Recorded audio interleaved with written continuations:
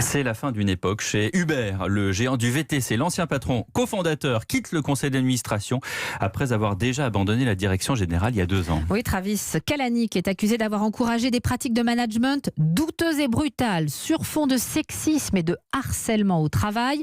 Les comptes sont dans le rouge et le modèle Uber, qu'on pensait révolutionnaire, est finalement un échec. Axel de Tarlé, on en vient même à s'interroger sur sa survie. Bah oui, parce que l'entreprise perd plus d'1 milliard de dollars par trimestre, et ce depuis plus de 10 ans. Elle n'a jamais gagné le moindre centime. Et puis alors, par ailleurs, Uber se retrouve régulièrement condamné devant les tribunaux.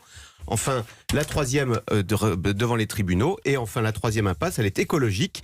Car quel est le modèle Uber ? Ça consiste tout simplement à vider les transports en commun, à sortir les gens du bus, du métro, des tramways, pour les mettre dans des voitures individuelles, sur la route, avec des chauffeurs privés. Ça n'est absolument pas le progrès. En tous les cas, les municipalités se plaignent de nuisances avec des bouchons. Donc oui, on a une entreprise qui perd de l'argent, qui pollue et qui est condamnée par la justice.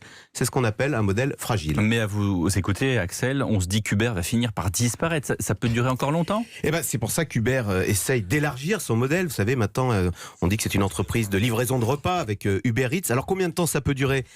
Aussi longtemps qu'il y aura des fonds financiers qui acceptent de combler les pertes.